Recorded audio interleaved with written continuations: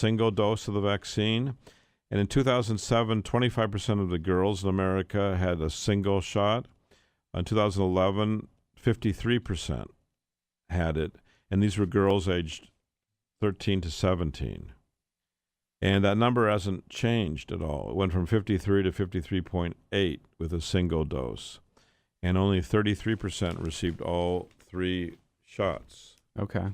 So it's kind of a heads up that there's a way that you can protect yourself if you're listening, you're a young girl, or your daughter if you're a parent, or your granddaughter.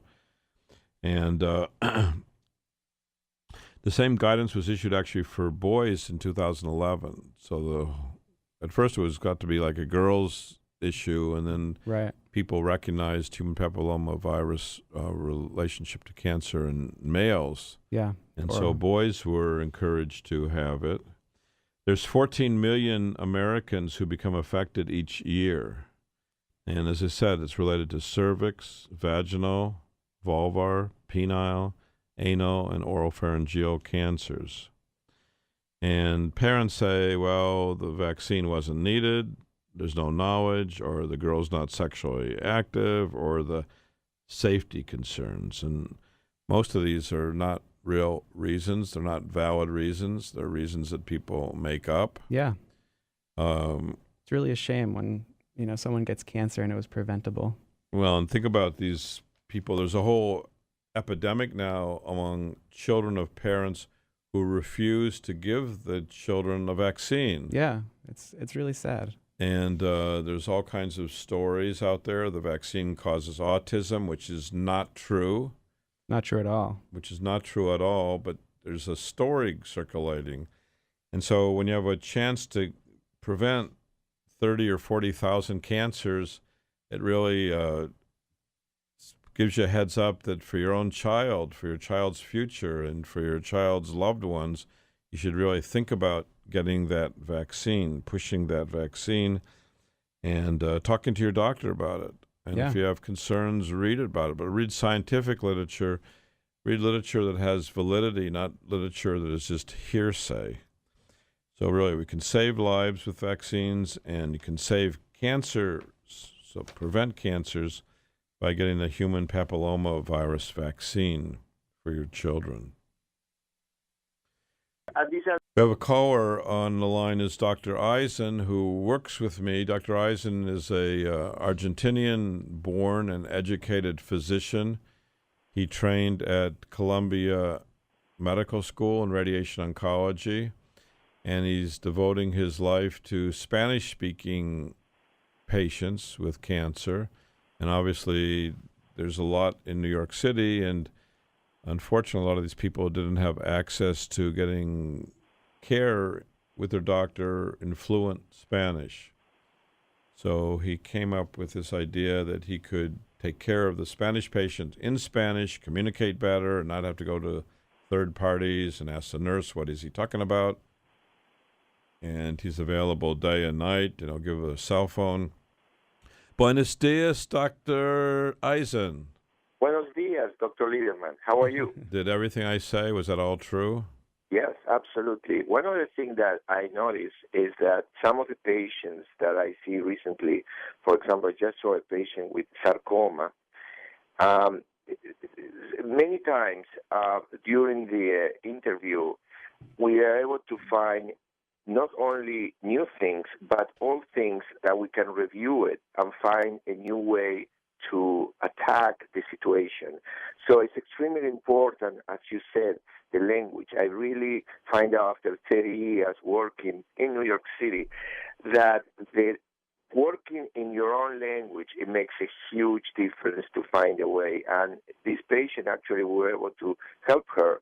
And in fact, now there are new situations. We are doing new X-rays and scans and able to manage the situation, particularly in this patient with sarcoma. But you just showed me. You just showed me the other day. You had a patient with 2 cancers in the liver, and you treated the 2 cancers with radiosurgery, which is a non-invasive method of treatment. And what happened to those 2 cancers in that patient in the liver? Well, I mean, I would say that not to my surprise at this point, but essentially, the patient went for a PET-CT, which is a study that shows us that if there is an issue, if it's still there's activity on the tumor, and actually it's nothing. I mean, it's completely under control. So wait a second. So you treated the 2 cancers with radiosurgery. Each one had 5 treatments, and then they had a follow-up PET scan, and the PET scan showed what exactly? Well, it shows that there is no activity at all. I mean, there is So nothing. the cancer went away. It went away. And that was with what, 5 treatments? 5 treatments. And the treatments are outpatient. They come in, get a treatment, and go home, and it takes 15 minutes, right? Absolutely. I mean, what do patients feel during that? Like this patient, what do they feel during the treatment? Well, this patient and 2 other patients I did at the same time, absolutely nothing. It's totally outpatient. We do it usually twice a week, sometimes on a Tuesday and maybe on a Friday. What about if I'm available only on Monday and Thursday? Absolutely, Monday through Friday, any day. I mean, we are doing. So you can accommodate me. And a lot of these patients had chemotherapy before, and the chemo didn't work, and you were still able to help the patient. And these are the patients that I'm getting now, more and more. Patients that they were in chemotherapy for a long time. The chemotherapy sometimes works for a while, and then all of a sudden the chemotherapy is not working. Everybody start, thinking, where are we going? They come to us. We are able to put the patient in a very, very good situation on a special frame. Everything is really, really concentrated to the tumor area. So what do patients say how do they compare radiosurgery to chemo when they tell you? Well, the experience is completely different. Through the chemotherapy, the patients not only they go through a process of constantly checkups and problems sometimes with all other issues from, side effects and things like that. And in our case, I mean, even the patient is very surprised because after the 5 treatments, they tell me, and that's it. I say, yes, that's it. Now we want to wait for a while. Sometimes we wait 3 weeks. Sometimes we wait a month. We repeat the PET-CT, and, we review it together. That's the other thing that we do. We do a lot of and again, I mean, I need to emphasize that the reason why the Spanish is so good because they can actually ask every single question. We show them all the information. In fact, we gave them a folder with the test. The patients actually carry their own information on a CD. And it's very important for them to empower and to know exactly what's going on. And yes, we review everything with them. So if a patient wants to find you, how do they find you? Well, they can call me. And again, I'm going to say in Spanish because I know that you have a Spanish audience. So para la gente que quiere ver el doctor en español, el número mío del doctor Ison es 917-836-8105. Ancora, what's the number again? Es el 917-836-8105. Okay. Can they call you today or on the weekend if they want a question answered? Sí, and in English, by the way, it's 917-836-8105. Yes, they can call me. And in fact, the one other thing that I do is if they want to call me, just even if they have the situation already organized in another place, they can feel free to call me. I really enjoy going over the cases, and we can talk about it, and there is no obligation. They can just talk to me, and I will be very happy to go over the situation on the phone, or they can come, okay? Okay, Thank great. you, Dr. Thank you so much. Have a good weekend. And I see you Monday. Okay, bye-bye. Feel free to call Dr. Eisen if you want. It's a great doctor, and we'll answer your questions. We're going to go to a word from our sponsor, and then we'll be back with some more news and cases.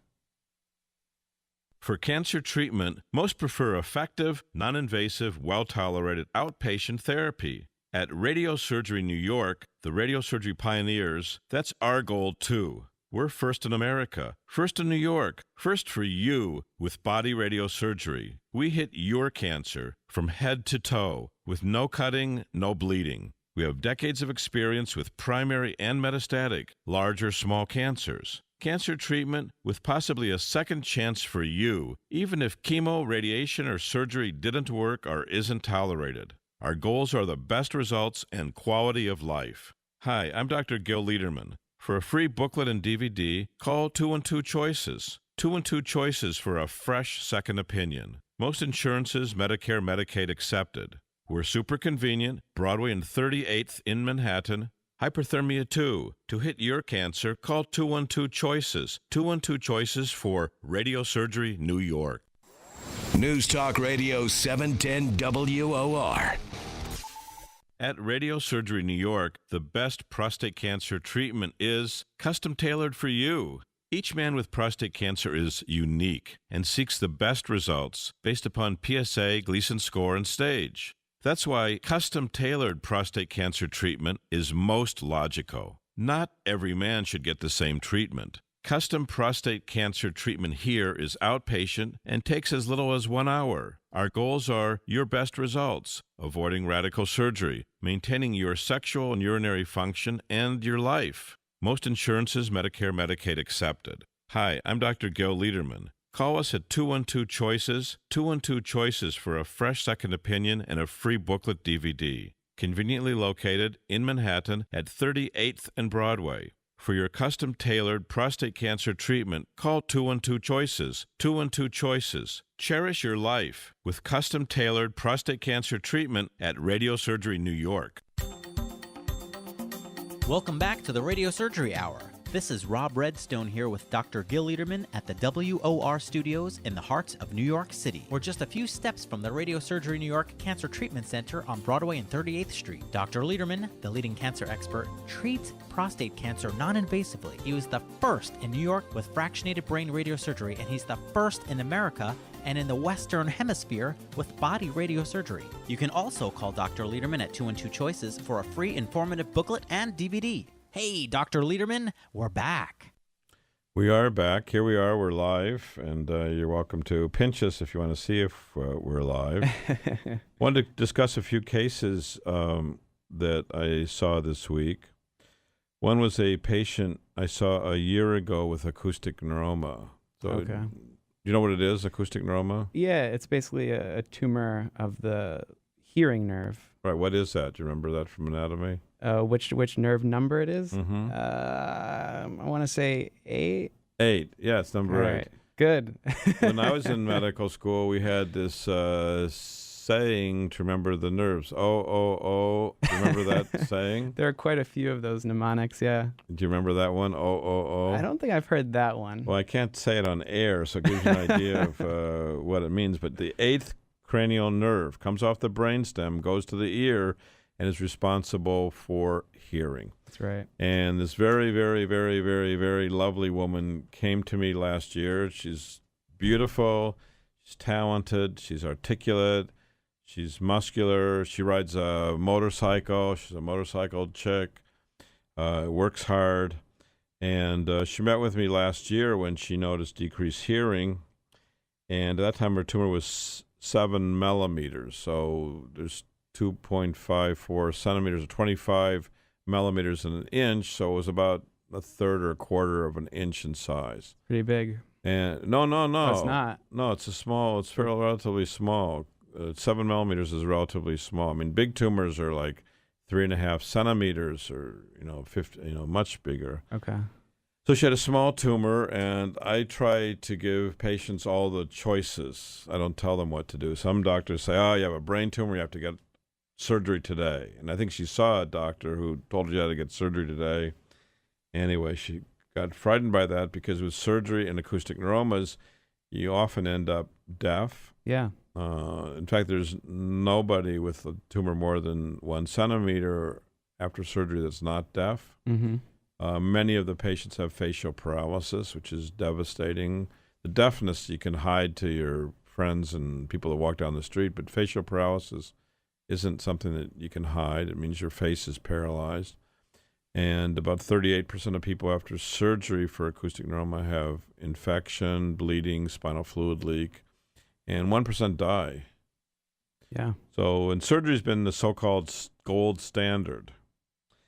And she came to us for fractionated stereotactic radiosurgery last year, and I talked to her, and I told her, look, we don't know how your tumor's going to progress. This was her first MRI.